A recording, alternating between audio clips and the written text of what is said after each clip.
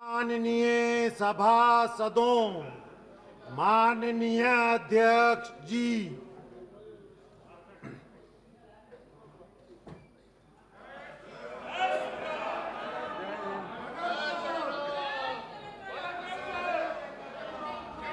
प्रश्नकाल question number 81, 83 club किया जाता है। श्री अनिल फिरोजिया जी।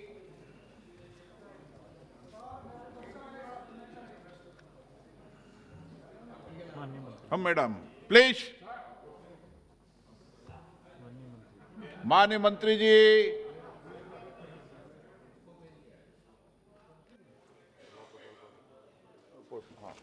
Answer is laid on the table of the House. माननीय सदस्य।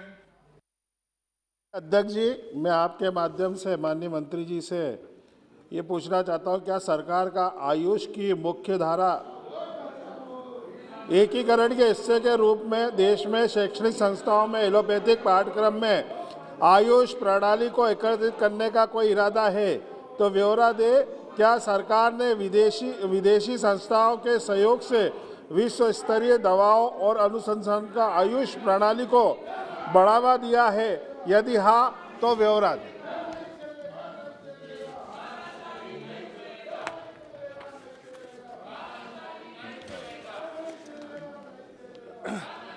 माननीय सदस्य जी ने हमको ये आज पूछा है कि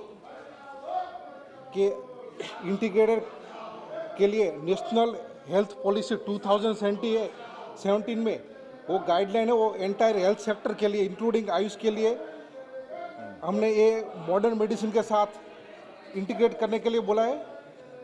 और government of India has adopted strategy to colocation of AYUSH facility PHC center, CHC center, district hospital, thus enable the choice to patient for different system of medicine. The engagement of Ayush doctors, paramedicals and their training is supported by Ministry of Health and Family Welfare, while the support for Ayush infrastructure, equipment, furniture and medicine are provided by Ministry of Ayush under central sponsored scheme National Ayush Mission, and Health and Wellness Center by the Ministry of Ayush under state and government also runs by these integrated doctors. And as a internationally, we had done many work with the many country for the promotion of our Ayush treatment and yoga.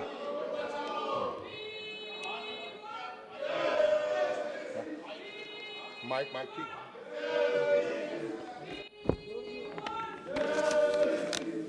सरकार के पास राष्ट्रीय Ayush mission के तहत सेवाएं देने के लिए देश में पर्याप्त चिकित्सा है? यदि हाँ तो संबंधित ब्यौरा दे। सरकार ने कमजोर और दूर दराज के क्षेत्रों में आयुष स्वास्थ्य सेवा शिक्षा प्रदान करने में अधिक धनराशि खर्च करने की, क्या ऐसा करने का उसे कोई बाधा या सामना करना पड़ रहा है? कृपया बताएं। में आयुष को पॉपुलर करने में सरकार लगी हुई है। पूरा देश में सब लोगों को प्रमोशन ऑफ हेल्थ के लिए और प्रिवेंशन ऑफ द डिसीज के लिए पूरा देश में हमारा आयुष डिपार्टमेंट है वो लगे रहे और सबको अच्छी से अच्छी ट्रीटमेंट मिले, उसके पूरा प्रयत्न हम कर रहे हैं। श्री लाचारी रंगैया।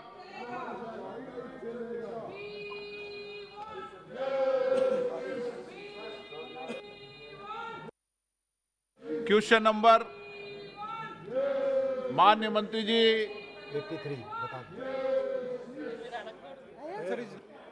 ऑफ द हाउस सदन के पटल पर क्वेश्चन। माननीय सदस्य।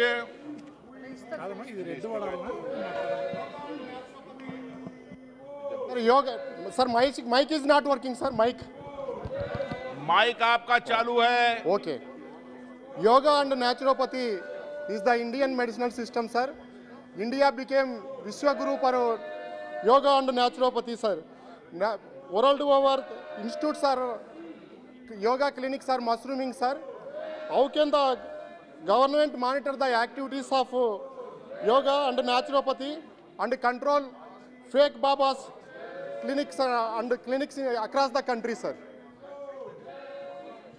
Respected sir, Chairman sir, yoga and naturopathy वो दोनों के लिए वो स्टेट है, वो कंट्रोल करते हैं और उसका बेसिकली उसके लिए जो सर्टिफिकेशन बोर्ड है, योगा सर्टिफिकेशन बोर्ड, उसके द्वारा जो योगा प्रोफेशनल है और योगा इंस्टीट्यूट उसको एक्रेडिट किया जाता है, जिससे ये देश के एक अच्छी होलिस्टिक ट्रीटमेंट सबको लिए मिले। इसलिए हम प्रयत्न, और देश के लिए बजट का कोई पैमाना नहीं है, बजट सफिशिएंट अमाउंट में हमारे यहाँ से रिलीज किया जाता है। श्री TN प्रतापन।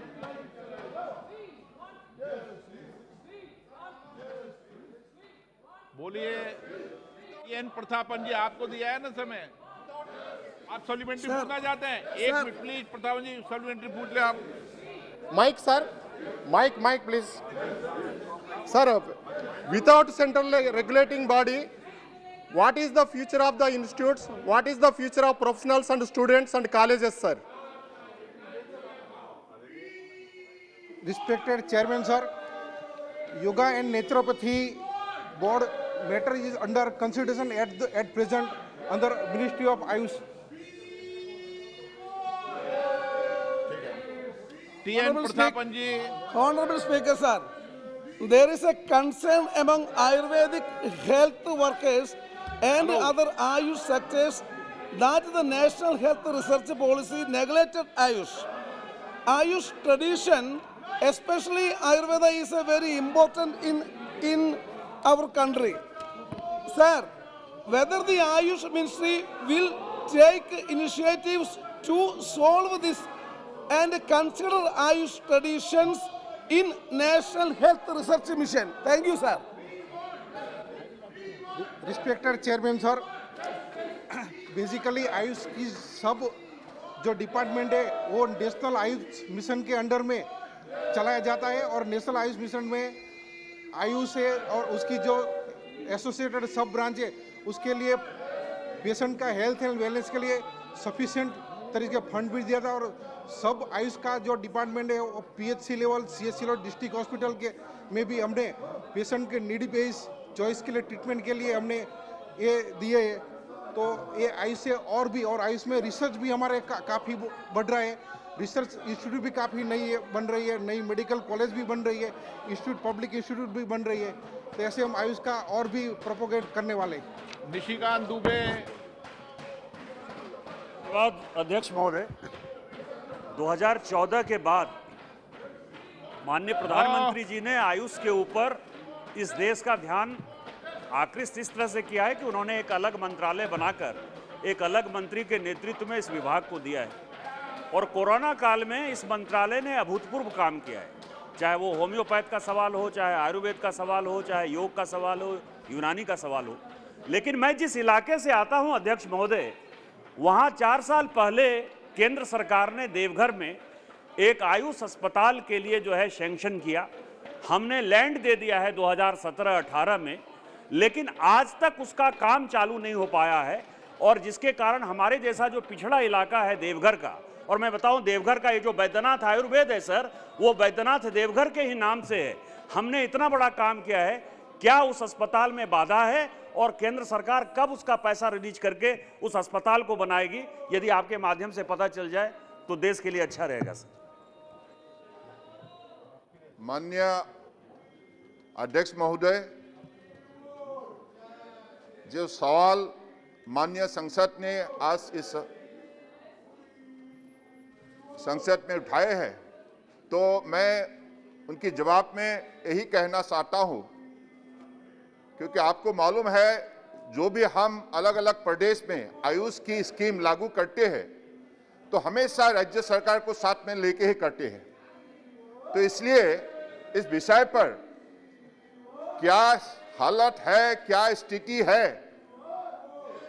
इन सारे चीजों को हम अध्ययन करने के लिए तैयार है, और अगर 4 साल पहले इसका शिलान्यास हुआ था, जमीन का क्लियरेंस मिला था, तो निश्चित रूप से इस हॉस्पिटल को खड़ा करने में हम कदम उठाएंगे। तो इसके पहले हम राज्य सरकार से भी चर्चा करेंगे, तो हमारी तरफ से कैसा मदद किया गया था और उनकी तरफ से क्या क्या कदम उठाया है।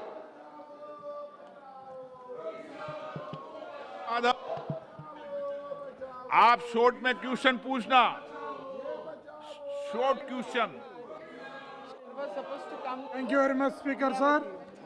Whether the government has any plan to support research fellowships in AYUSH at reputed institutions both in the public and private sectors in order to build research capacity for innovation focused on AYUSH in the country? If so, can the minister provide details thereof? Thank you, sir. Are you heard my question? Okay.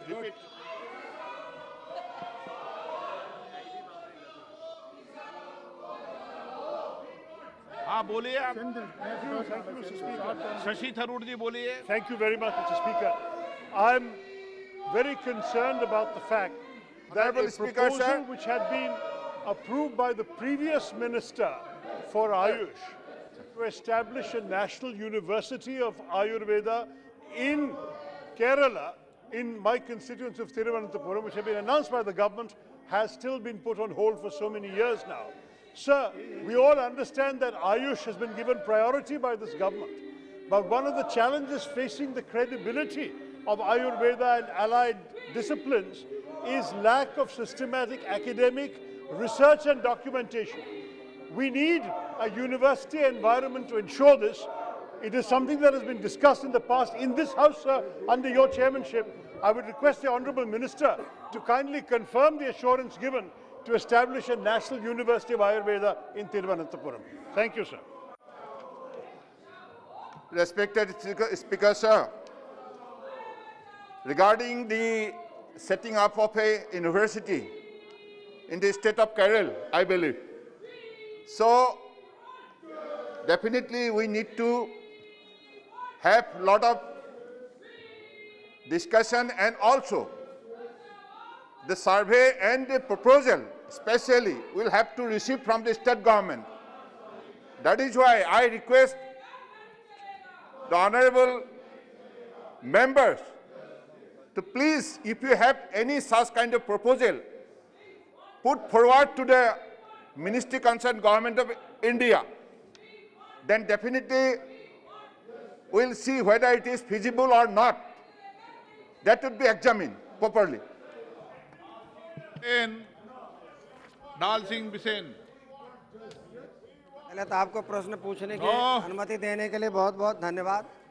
माननीय अध्यक्ष महोदय, आप अनुशासित लोग हैं। हमारे देश के यशस्वी प्रधानमंत्री आदरणीय मोदी जी को आयुर्वेद को बढ़ावा देने के लिए बहुत बहुत धन्यवाद देना चाहता हूँ। अध्यक्ष महोदय, इस कोरोना काल में सबको समझ में आया कि आयुर्वेद की कितनी महत्ता है और आयुर्वेद की औषधियों का कितना उपयोग है। उसका उपयोग करते हुए जो इस समय मंत्रालय ग्रामीण क्षेत्रों में, जहाँ पर अध्यक्ष में ग्रामीण क्षेत्रों में जहाँ हमारे आयुर्वेदिक औषधालय खुले तो हैं, परंतु 3/4 से ज़्यादा अस्पताल आज भी खाली पड़े हैं।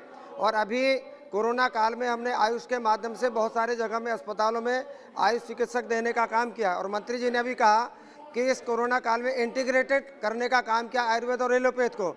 तो क्या आने वाले समय में आयुर्वेद चिकित्सकों की आयुर्वेद औषधालय में पूर्ति करने के साथ क्या इंटीग्रेटेड कोर्स को पुनः प्रारंभ करने का काम करेंगे, जो सन 1975 से बंद पड़ा हुआ है, ताकि देश में पुनः इंटीग्रेटेड कोर्स हो तो ग्रामीण क्षेत्र के लोगों को चिकित्सकों की प्राप्ति हो सकेगी। MBBS डॉक्टर्स ग्रामीण क्षेत्रों में पोस्टिंग लेने तैयार नहीं है, आज की परिस्थिति है अध्यक्ष महोदय। तो आपके माध्यम से मैं जानना चाहता हूँ माननीय मंत्री महोदय से कि आयुर्वेद चिकित्सकों की पूर्ति कब करेंगे और क्या इंटीग्रेटेड कोर्स प्रारंभ करने का विचार करेंगे।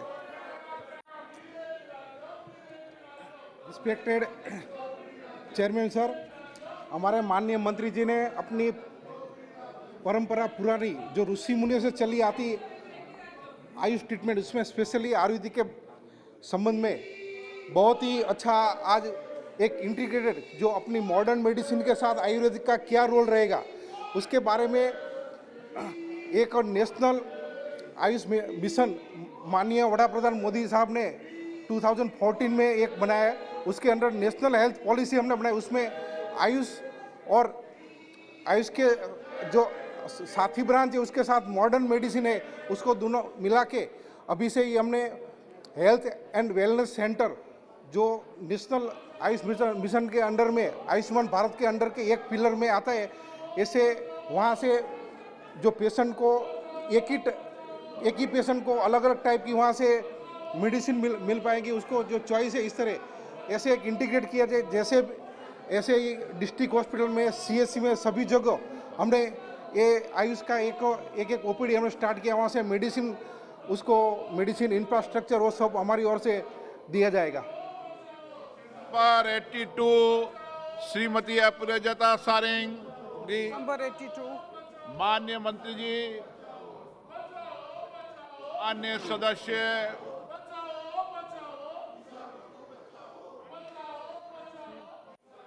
My question relates to the online dispute redressal mechanism.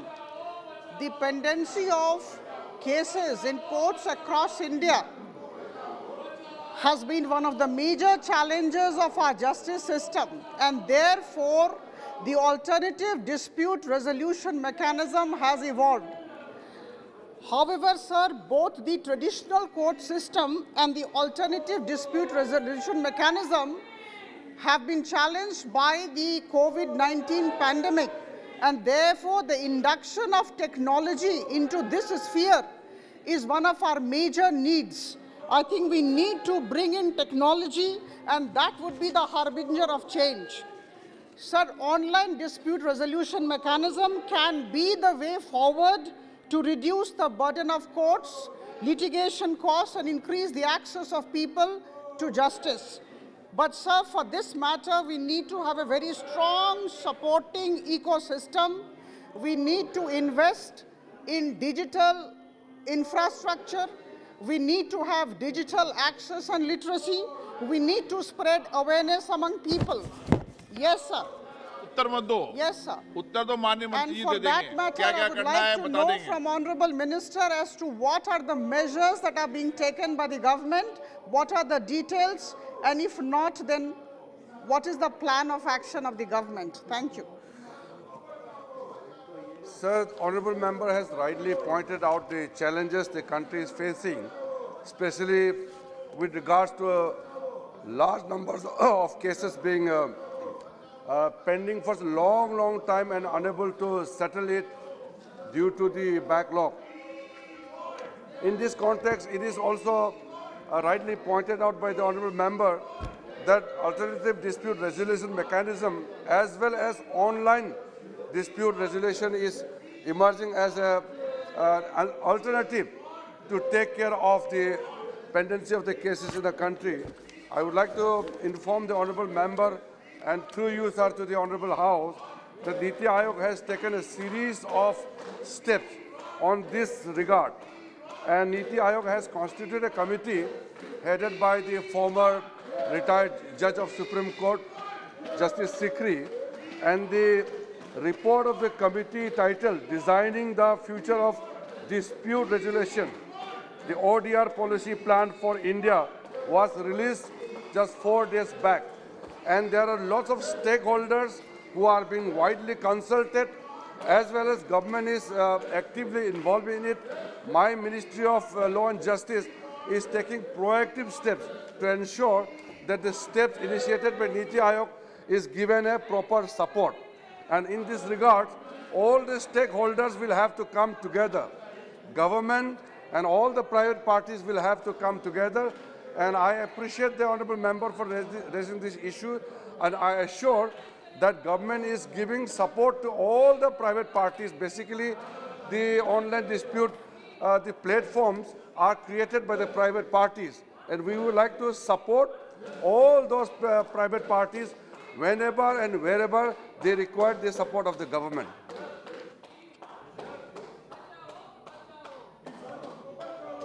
For a very effective online dispute resolution mechanism, we need to have a huge number of trained personnel. And for that matter, I would definitely like to ask the Honorable Minister whether the government plans to involve the law institutes, the law schools, to train or to have short-term courses to equip our persons. Also, does the government plan to introduce a body to accredit persons as mediators, arbitrators, or conciliators. A list of qualified people at the national and the state level is very important. Thank you, sir. Definitely, sir, the concept of ODR in India is still in a nascent stage. Without the support of the government and the established institutes, it will be difficult for the other parties to come on their own. So I would assure that, as I stated earlier, the institutes, whether it's a private or the government, will definitely be involved in terms of strengthening the manpower.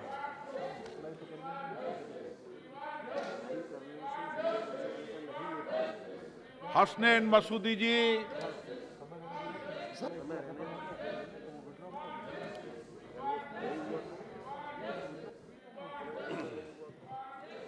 Sir, alternate dispute resolution mechanism has assumed an important place in justice delivery system, making it more efficient. And online is further going to promote it. But the problem is that some time back there was a network of paralegals and legal aid council established throughout the country. After COVID, for one or other reason, this has been more or less abandoned. I would make a request to Honorable Minister to strengthen the paralegal aid worker system and legal aid lawyer system, so that assistance can be extended to the people who the litigants who intend to make use of online dispute resolution mechanism. I would request Honorable Minister to inform the House that what steps are being taken to further strengthen this network, important network throughout the country of paralegals and legal aid lawyers, because they play a pivotal role in making online dispute resolution mechanism a possibility. Their remuneration is not being paid. Their days have been slashed down from 10 days in a month to just 2 or 3 days in a month. I would request Honorable Minister to give an elaborate answer to the question and tell us and inform the House that what steps are being taken to strengthen this paralegal network and legal aid lawyers network. Sir, as honorable member who was a judge himself, he knows very well. We have a widespread paralegal volunteers across the country, and through NALSA, effective steps are being taken. We are carrying right now effective steps for creating legal awareness, providing legal aids, and I must salute on this August House the role played by the paralegal volunteers. On that regard, definitely we still have certain challenges. We have a digital campaign which is going on as per the vision of the Honorable Prime Minister. We really need to strengthen the mechanism and facilities across the country to make this campaign very, very effective. And sir, the ADR across India, I must admit that still in the rural areas, it is not as successful as it is in the more urban areas. And in this regard, the suggestions given by Honorable Minister, Honorable Member is very welcome. And I assure you, sir, through you to the Honorable Member in the House, that I am personally meeting all the paralegal volunteers and other panel lawyers to ensure that they also get involved in online dispute resolution or alternative dispute resolution by assisting the parties and all those people who require their assistance. Thank you, sir. B. Mehtab ji.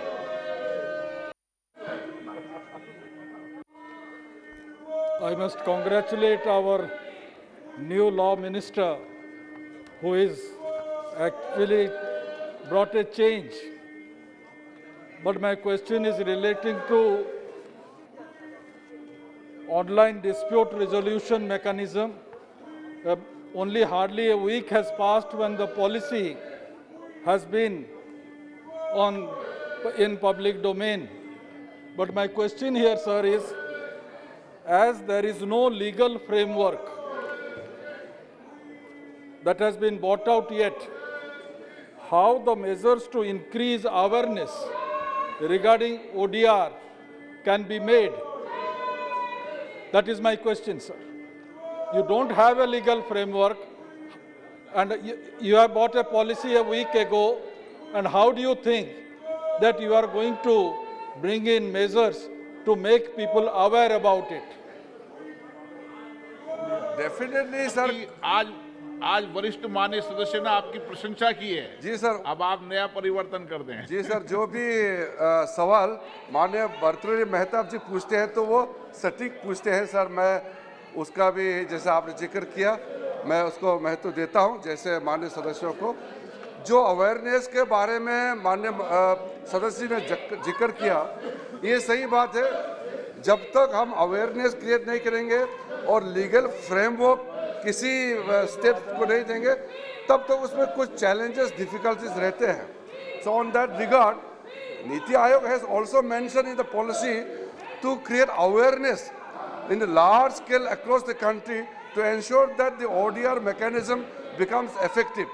And I assure that through our any kind of policy or program what we conduct, we ensure that it reaches out to the all parties. And sir, there is a provision. We are bringing mediation bill also.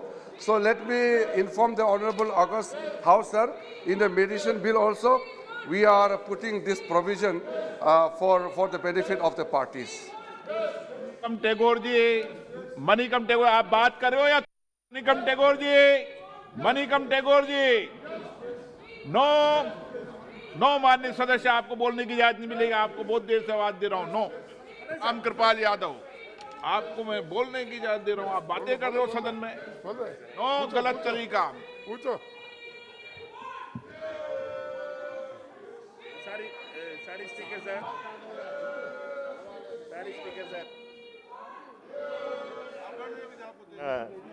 Sir, I'd like to, through you, I'd like to ask the Honorable Minister, the data which shows that there is a decline in the crimes against women from 2019 and 20, and there is a the reason maybe of because the COVID related.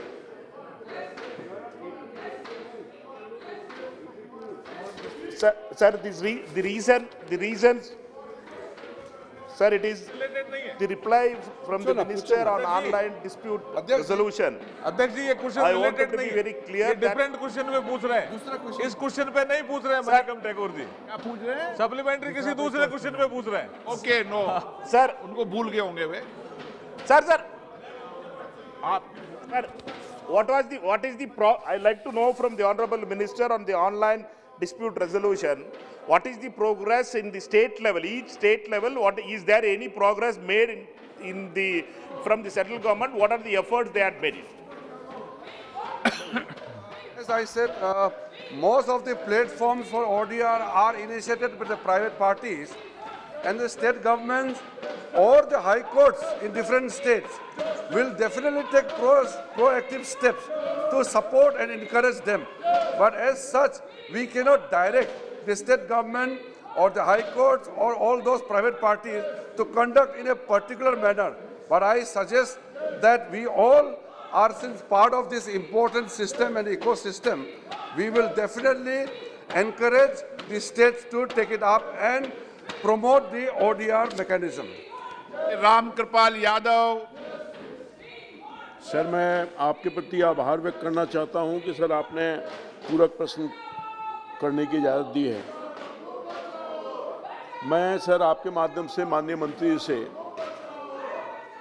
ये जानना चाहता हूं कि विगत 2 सालों में जो मुकदमे का निष्पादन हुआ, ऑनलाइन हुआ नई व्यवस्था के तहत, और मैं समझता हूं कि ऑनलाइन जिसका जिक्र भी कई माननीय सदस्य ने अपने मंत्री जी ने अपने जवाब में दिया है कि बहुत सारे आज के दिन में भी ऑनलाइन व्यवस्था का सेवा नहीं ले पा रहे हैं सर, गांव के खास तौर पर लोग। उनके लिए आप क्या करेंगे? और दूसरी बात, बड़ी बात ये है कि ऑनलाइन नहीं व्यवस्था होने पर मुकदमे तो पहले से ही बहुत ज़्यादा लंबित पड़े हुए हैं, तो और भी अधिक मुकदमे लंबित हो गए हैं। उन मुकदमों के निष्पादन के लिए आप क्या स्टेप उठाए हैं? वैसे अच्छा काम आप कर रहे हैं, मगर दूसरी बात यह है सर, नए बिल पे सारी चर्चा होगी पूरी पक्की। नहीं वो सर, एक ये मैं कहना चाह रहा हूं सर कि दो वर्षों के बीच में जो अधिवक्ता हैं बहुत सारे बेरोजगार हो गए हैं, उनका क्या करने जा रहे हैं सर? धन्यवाद। सर, जो माननीय सदस्य रामकृपाल जी ने पूछा है, एक बात तो सही है कि कोविड के समय सिर्फ हमारे कोर्ट हियरिंग और न्यायिक व्यवस्था में ही नहीं, सारा व्यवस्थाओं में उसका असर तो पड़ा है। और जो एडवोकेट्स लोगों का, खास करके जो छोटे छोटे नए एडवोकेट्स हैं, वो बहुत परेशानियों को झेलना पड़ रहा है, उसका हमारे संज्ञान में है। हम सोच रहे हैं, हमने चीफ जस्टिस साहब से भी डिस्कस किया है, बाकी लोगों से भी चर्चा किया है, जो अभी ऑनलाइन का प्रोसेस हो, वर्चुअल हियरिंग हो या हाइब्रिड मोड में जो अभी व्यवस्था चल रहे हैं, कुछ वर्चुअल में हो सकते हैं, कुछ फिजिकल हो सकते हैं, और फिजिकल को कम्प्लीटली वर्चुअल हियरिंग में भी वो जो उसका जगह नहीं ले सकता है, उसका इफेक्ट, उसका प्रभाव वो बराबर नहीं हो सकता है जो एक फिजिकल हियरिंग में होते हैं। तो ये सारा व्यवस्था को देखते हुए हम ऑनलाइन को इसलिए तवज्जो दे रहे हैं कि लोगों को एक अपना एक ऑप्शन तो मिले कि अगर वो वर्चुअली जुड़ना चाहते हैं और जस्टिस प्राप्त करना चाहते हैं, उसमें हम सपोर्ट करें। लेकिन ये कोविड के समय में जो जितना नंबर्स ऑफ केसेस सेटल किए हैं या हियरिंग किए हैं, आपका चाहे वो सुप्रीम कोर्ट हो, चाहे हाई कोर्ट हो, चाहे वो लोअर जुडिशरी में हो, एक रिकॉर्ड स्तर पर काम हुआ है, और मैं समझता हूं इस चीज को और बल देने का आवश्यकता है। कल्याण बनर्जी जी। Sir, through you, I want to inform the Honorable Law Minister. In fact, there was no substitute excepting virtual court during the COVID-19. No doubt about it. It has been done, and it has been done. It has gone to certain extent, and really it has been done. But the 2 points I am making. One is that whatever the data you are telling, all are admission cases, not hearing cases. Not hearing cases. And the problem is this, poor connectivity. Poor connectivity is the greatest problem. Maybe it is not the problem from the side of the court, but from the rural side. From the where this is poor connectivity is there, that's the problem. That is creating a crisis. Second thing is in the district courts, I will request the Honorable Minister to collect the data from all over the India in district court and the municipal courts, how many cases are being heard, civil cases, criminal cases. These are really not done in properly, and there is no examination, evidence. Evidence is not taking place. Can you take care about this? Sir, the Honorable Member Kalyan ji has given more in a suggestive mode, and I assure that definitely I admit that in the lower judiciary, especially during the pandemic time, it is more of the admission of the cases, not disposal of the cases per se, but the trends are encouraging. At the same time, there are obstacles and bottlenecks with regards to connectivity, services which are available, especially in the rural areas.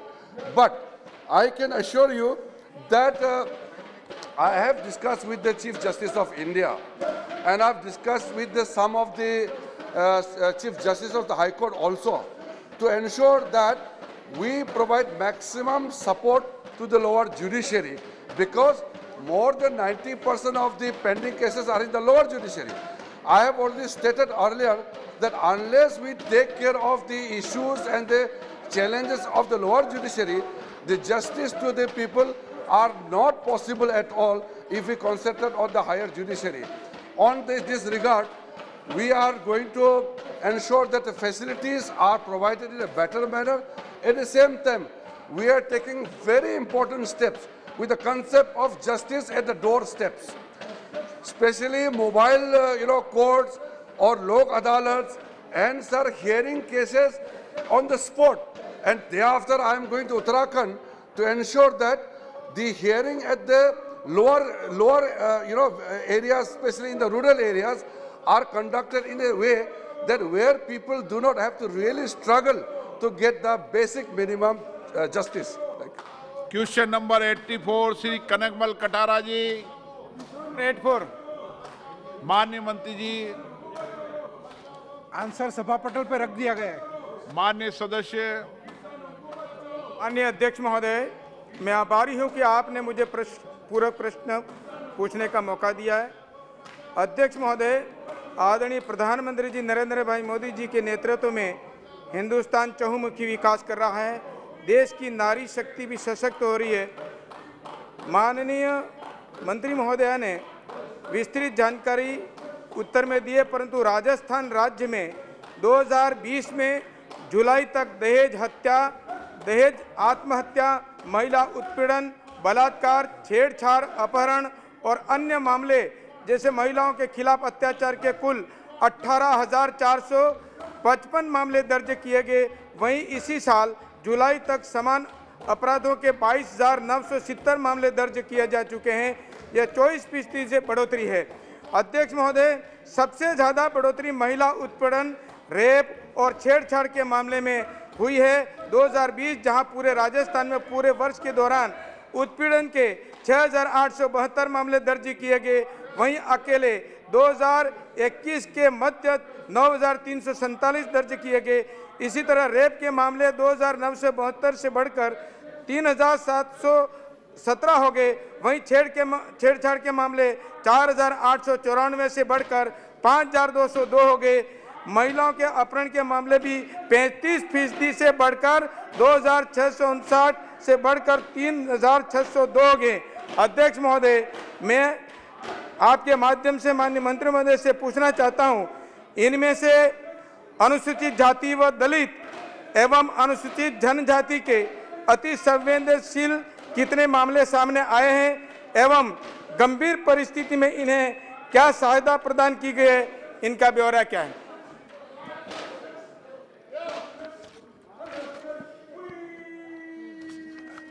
माननीय अध्यक्ष जी, माननीय सदस्य श्री ने जैसे बोला कि honourable अपने वड़ा प्रधान मोदी जी की अध्यक्षता में सभी बाबतों में चारों ओर से हमारा प्रोग्रेशन हो रहा है। वैसे ही हमारे पास जो माननीय हमारा संसद सभ्य जी का क्वेश्चन है उसके बारे में, तो हम नेशनल क्राइम रिकॉर्ड ब्यूरो है NCRB, उसका अभी तक का 2020 तक का ब्यौरा हमारे पास है। जो स्थान नंबर 1 है राजस्थान। माननीय अध्यक्ष जी, माननीय सदस्य ने महिलाओं के खिलाफ होते हुए अपराधों की जो फहरिस्त गिनाई राजस्थान के संदर्भ में, वो इस सदन के हर माननीय सदस्य के लिए चिंता का और चिंतन का निश्चित रूप से विषय है। जैसा कि जवाब में इंगित है, लॉ एंड ऑर्डर प्रदेश सरकार के सानिध्य में जिम्मेदारियों की फहरिस्त में आता है, लेकिन जो डिटेल्स अपराधों की दृष्टि से माननीय सदस्य ने आपके सम्मुख मांगी है, राजस्थान सरकार से वो सारी डिटेल्स प्राप्त कर माननीय सदस्य को हम भेजने का प्रयास करेंगे। माननीय अध्यक्ष महोदय, कभी कभी ऐसा देखा गया है कि घरेलू हिंसा और दहेज उत्पीड़न के शिकार महिलाओं को मुकदमा लिखवाने में अधिकारियों के द्वारा भेदभाव किया जाता है। कभी कभी ऐसा भी देखा गया है कि अमीर परिवार के लोगों के द्वारा गरीब महिलाओं को दबा दी जाती हैं, जिनके कारण पीड़ित परिवार अपने को ठगा सा महसूस करती है। क्या सरकार पीड़ित परिवार को निश्चित समय सीमा के अंतर्गत शिकायत को निपटारा करने के लिए क्या क्या कदम उठाए गए, विस्तृत ब्यौरा जारी। महोदय, इसी गरिमामय सदन ने महिला को उचित अवधि में न्याय मिले और इन्वेस्टिगेशन उचित अवधि में हो, इसके संदर्भ में कई कानून पारित किए हैं। मैं आज इस सदन में कानून मंत्री जी भी उपस्थित हैं। मैं माननीय सदस्य को कहना चाहूँगी कि कानून मंत्रालय के अंतर्गत नालसा नामक एक संस्थान जो चलता है, उसके संदर्भ में ये अवगत कराना उचित होगा कि नालसा ने विशेष रूप से महिलाओं को समय अवधि में उचित न्याय मिले, इसके लिए फ्री लीगल एड की व्यवस्थाएं की हैं। हमारा ये ध्येय है कि आगामी समय में राज्यों में नालसा की इस गतिविधि को हम और सशक्त करेंगे। हमें आश्वस्त किया है कानून मंत्री जी ने कि इस ध्येय में, इस पद पर महिला बाल विकास मंत्रालय अकेला नहीं है, कानून मंत्रालय भी इस संदर्भ में महिलाओं की जिम्मेदारी और महिला के अधिकार के संदर्भ में नालसा के माध्यम से काम और करेगी।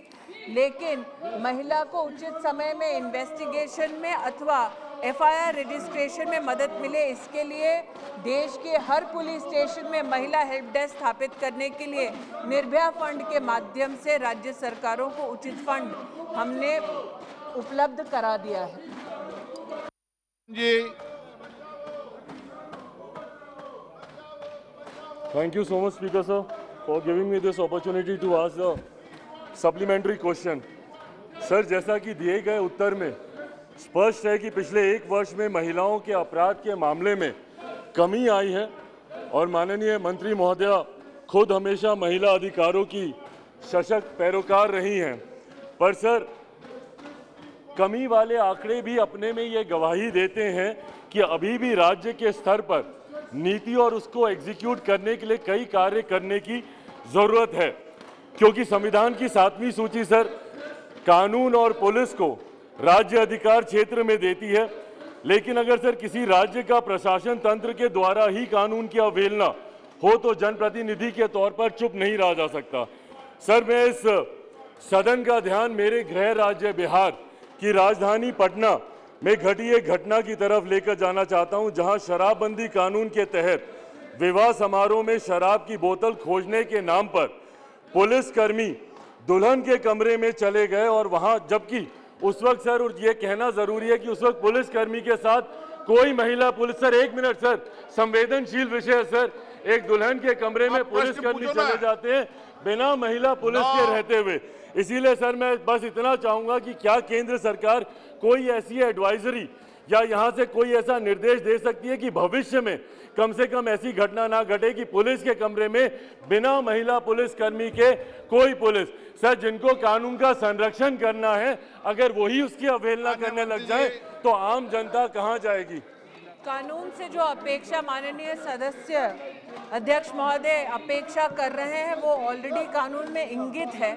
बीपीआरएनडी के माध्यम से सेंसिटाइजेशन महिला और महिला पीड़िता के संदर्भ में ऐसा प्रावधान हम निर्भया फंड के अंतर्गत कर चुके हैं, लेकिन जब पुलिस पर आक्षेप लगता है तो ये भी सदन में कहना उचित होगा कि देश भर में 35 राज्यों में जो महिला हेल्पलाइन चलती है उसमें पुलिस कर्मियों ने लगभग 55 लाख महिलाओं का संरक्षण करा, उनकी सहायता की।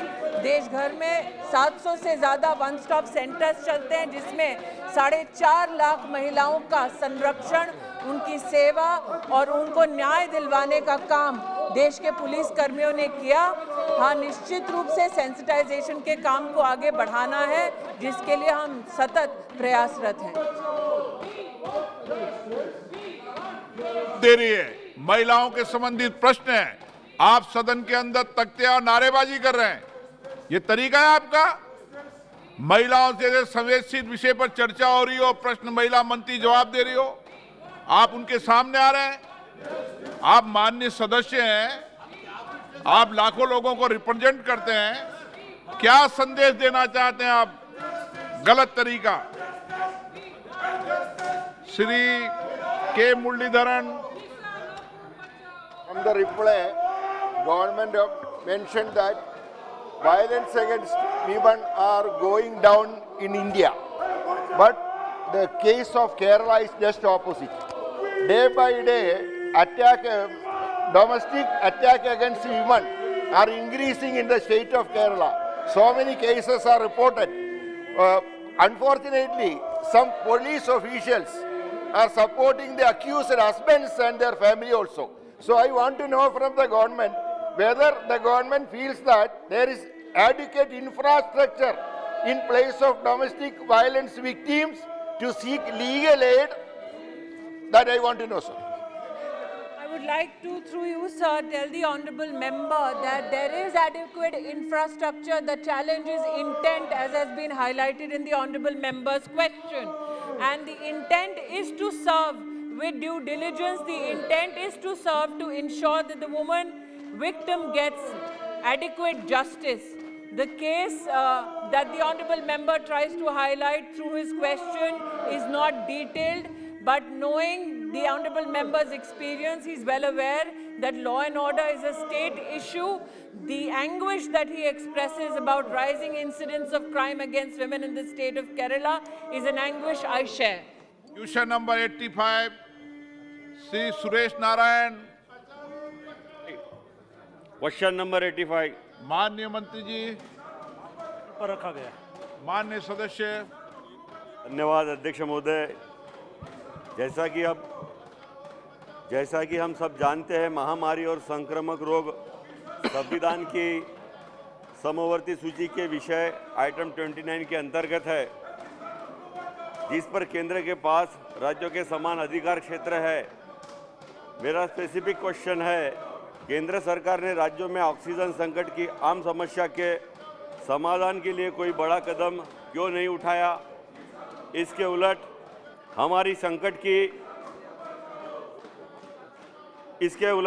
महामारी संकट की जिम्मेदारी से बचने के लिए तत्कालीन स्वास्थ्य मंत्री ने क्या जिम्मेदारी राज्यों की है क्या?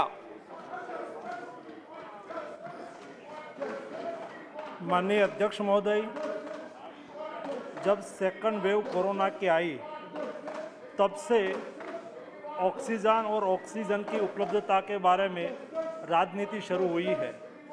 मुझे आपको इस माध्यम से बताना है कि माननीय सदस्य को भी मैं बताना चाहता हूँ कि जब देश में हमारी रिक्वायरमेंट एवरेज 900 से 1000 मैट्रिक टन पर डे हुआ करती थी और फर्स्ट वेव में वो 1400 तक 1400 तक बढ़ी। सेकंड वेव आया तब सडन ऑक्सीजन की रिक्वायरमेंट बढ़ने लगी।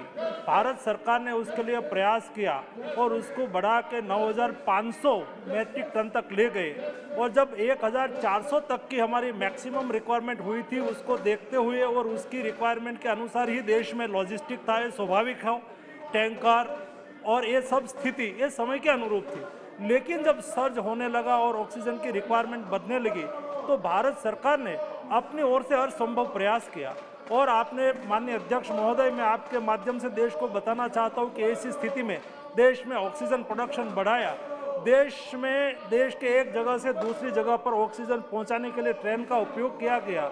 विदेश से टैंकर, विशेष टैंकर भी मंगाए गए, नेवी का उपयोग किया गया।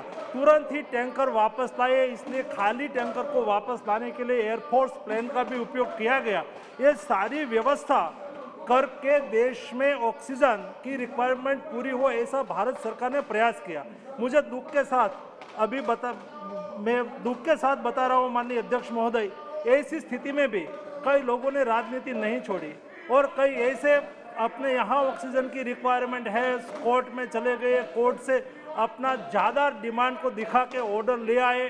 और मैंने ये भी देखा है कि दिल्ली के सड़कों पर टैंकर घूमता हो, खाली करने की जगह नहीं हो, दूसरी जगह पे ऑक्सीजन की रिक्वायरमेंट हो, डिमांड हो, ये राजनीति ऑक्सीजन पर चली और बाद में कितने डेथ हुए ये भी राजनीति चली। माननीय अध्यक्ष महोदय, मैं आपके माध्यम से बताना चाहता हूँ कि भारत सरकार की ओर से माननीय प्रधानमंत्री जी ने भी माननीय मुख्यमंत्री की मीटिंग में भी बार बार कहा कि उसमें कोई छुपाने की आवश्यकता नहीं है। जितना भी कोविड से डेथ हुआ हो, ऑक्सीजन से डेथ हुआ हो, सभी स्टेट को रिपोर्ट करना चाहिए। और भारत सरकार की ओर से 3 टाइम 26 जुलाई 26 टू 13 जुलाई के बीच में 3 टाइम लेटर लिखा गया।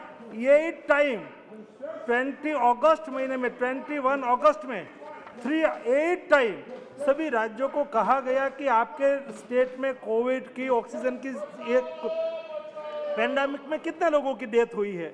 मैं आपके माध्यम से आज ये बताना चाहता हूँ कि कुल मिला के 19 स्टेट ने रिस्पॉन्स किया। जो हमने जो यहाँ से मेल भेजा, इंफॉर्मेशन मांगी, उसमें से Andaman Nicobar, Dadra and Nagar Haveli and Daman and Diu, Uttar Pradesh, Telangana, Orissa, Assam, Punjab, Jammu and Kashmir, Ladakh, West Bengal, Andhra Pradesh, Puducherry, Arunachal Pradesh, Uttarakhand, Nagaland, Sikkim, Tripura, Jharkhand, Himachal Pradesh. केवल पंजाब ने ही राइटिंग में ऐसा कहा कि हमारे यहाँ 4 सस्पेक्टेड डेथ हुआ है, ये भी हम जांच कर रहे हैं, ऐसा केवल पंजाब ने बताया है। हमने सार्वजनिक किया है। हमारी सरकार पारदर्शिता और विश्वसनीयता के आधार पर चल रही है और प्रधानमंत्री जी ने स्वयं ये माननीय मुख्यमंत्री जी को अपनी मीटिंग में भी कहा है और बाद में ये विषय पर राजनीति आज तक हो ही रही है। मेरी सभी से विनती है, ये राजनीति का विषय नहीं है। हमने ईमानदारी से जो प्रयास किया उसको नोटिस करो। क्या ये सच है कि स्वास्थ्य संबंधी संसदीय स्थायी समिति ने अपनी रिपोर्ट में देश में ऑक्सीजन आपूर्ति प्रणाली में गंभीर खामियों की ओर इशारा किया था और दूसरी लहर को लेकर देश भर में ऑक्सीजन आपूर्ति की बुनियादी ढांचे को बढ़ावा देने के लिए कदम उठाने की सिफारिश की थी? मेरा सेकंड क्वेश्चन है, यदि हाँ तो क्या सरकार द्वारा इस संबंध में कोई कदम क्यों नहीं उठाया गया माननीय मंत्री जी, जिससे ऑक्सीजन की कमी से होने वाली मौतों को टाला जा सकता था? माननीय अध्यक्ष महोदय, जब सेकंड सर्ज आया और देश में ऑक्सीजन की डिमांड बढ़ी और 9,500 से अधिक मैट्रिक टन का ऑक्सीजन का उत्पादन किया, उसके बाद यही घटना से लेशन लेके हमने, क्योंकि भविष्य में ऐसी कोई स्थिति कभी निर्माण नहीं हुई थी, लेकिन जब ये स्थिति निर्माण हुई और हमारी ये डिमांड वहां तक पहुंच सकती है, उसमें से ही सभी डिस्ट्रिक्ट प्लेस पर पीएसए प्लांट लगे। 1225 पीएसए प्लांट पीएम केयर से लगाने के लिए सुनिश्चित किया और पीएसयू भी पीएसए प्लांट लगा रहे। 3,240 पीएसए प्लांट आज देश में लग रहे हैं, उसमें से 70% आज कार्यरत भी हो गया है। उससे 4,500 से अधिक मैट्रिक टन की क्षमता आज के दिन में हमने हासिल कर ली है और भी व्यवस्था अभी भी खड़ी हो रही है, जो अगले दिनों में ऐसा कोई सर्ज हो तो उसमें पर्याप्त मात्रा में ऑक्सीजन उपलब्ध करा सके। Advocate Adoor Prakash. Sir, respected Speaker, sir, lack of preparedness was the main reason for the failures in controlling the second wave of COVID. Many lives could have been saved if the union and state governments had proper planning and coordination. Now we are under the threat of a more fatal variant of COVID. Government should take every measures to address the challenging situation. Sir, immediate measures need to be taken to ensure proper testing, enhance infrastructure facilities and supply of medical oxygen. Sir, my question, during the second wave of COVID-19, many hospitals, including major hospitals in Delhi, had reported death of COVID patients due to oxygen shortage. But the states and the center are hiding this fact and are not revealing the data. It is shocking that only states responded after union government sought the data in July. Why the government not ready to conduct a probe audit? माननीय अध्यक्ष महोदय, माननीय सदस्य ने कहा कि केंद्र सरकार ने आंकड़ा सार्वजनिक नहीं किया है। मैं यही रिप्लाई करना चाह रहा हूँ कि ये मैंने आपके सामने सभी स्टेट का नाम बोला है और स्टेट ने कहा है कि हमारे यहाँ कोई केस रिपोर्ट नहीं हुआ है, ऐसी नहीं घटना घटी है, ऐसा स्टेट बोल रहे हैं। It's one thing. सेकंड, राजनीति ये होती है, अपने स्टेट में हाई कोर्ट में जाके लिख के देते हैं कि हमारे यहाँ कोई केस ऐसी घटना नहीं घटी है और सेंट्रल गवर्नमेंट को क्वेश्चंस पूछते हैं और या तो पार्लियामेंट के फ्लोर पर ये इश्यू राइज करते हैं और भारत सरकार के पार ब्लेम करते हैं।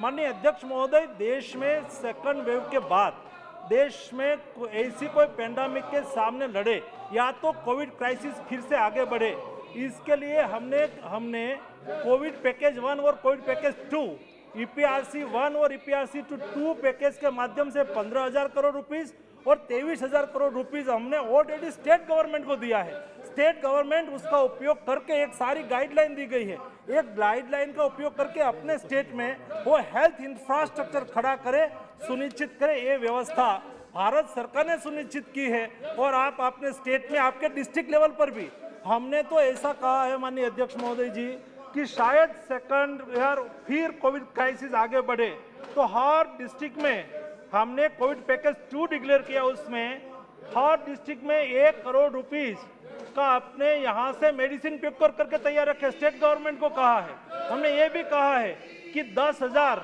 आपका फिर जवाब टन ऑक्सीजन आपके यहाँ रखो, स्टोरेज रखो, ये सारी व्यवस्था हमने की है। 1 घंटा आपका जवाब भी अभी।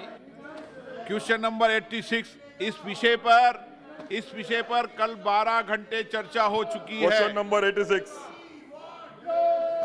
Question number 86। Question number 86। माननीय मंत्री जी, आयुष मंत्री जी। laid on the table of the house.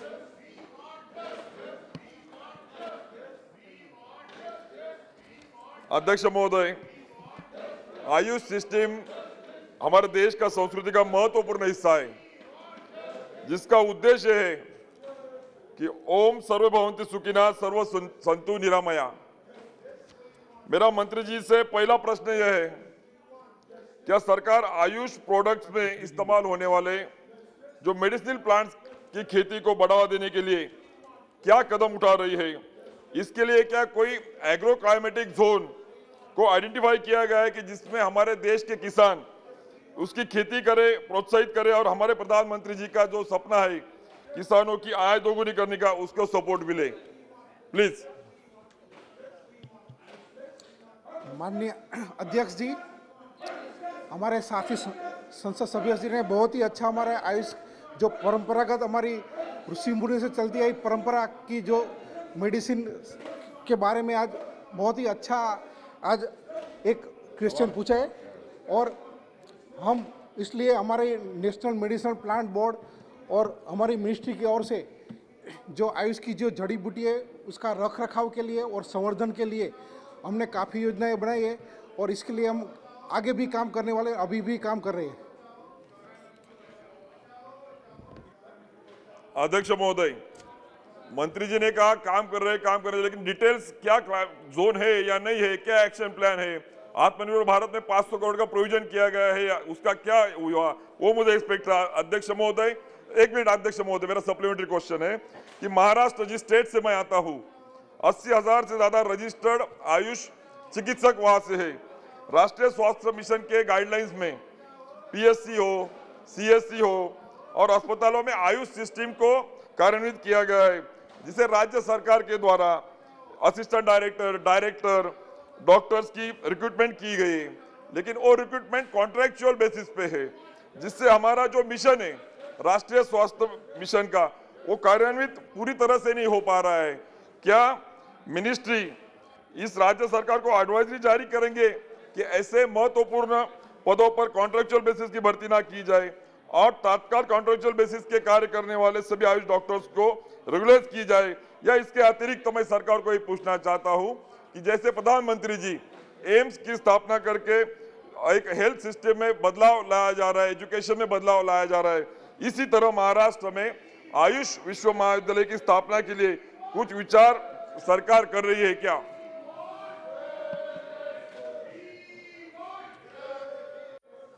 परम आदरणीय अध्यक्ष जी, आज हमारे माननीय संसद ने जो सवाल की है, ये सवाल बहुत महत्वपूर्ण है।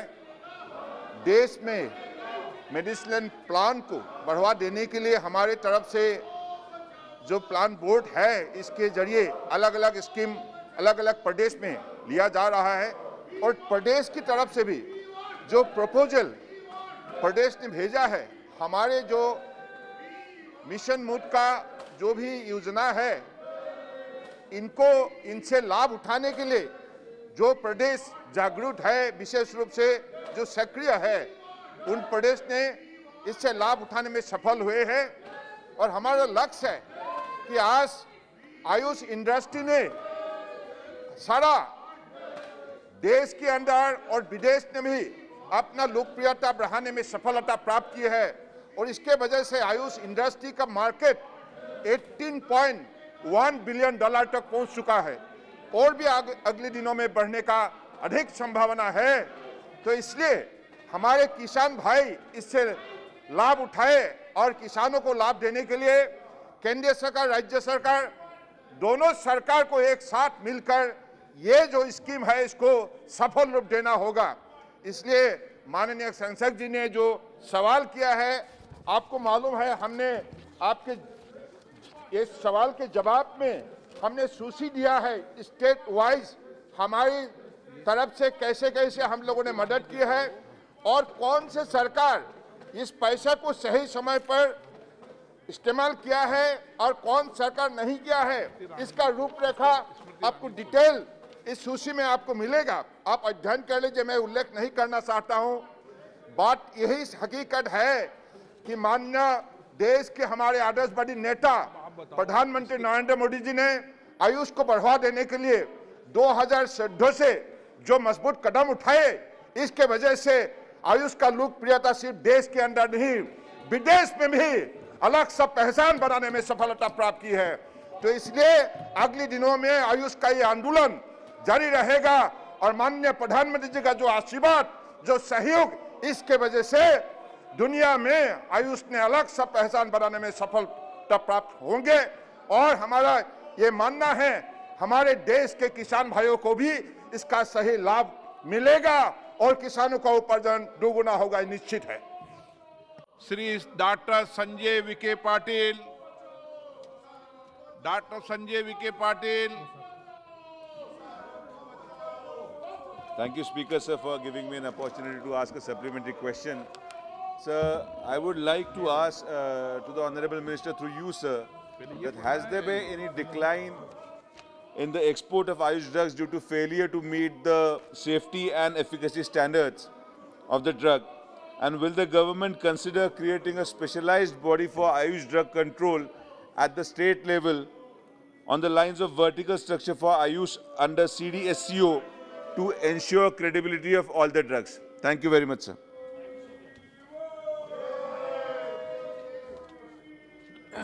रिस्पेक्टेड चेयरमैन सर, हमारे डॉक्टर साथी संसद सभ्य ने बहुत ही आज महत्वपूर्ण सवाल उठाया है कि आयुष की जो प्रोडक्ट है उसकी क्वालिटी अच्छी नहीं, इसलिए एक्सपोर्ट कम हुए।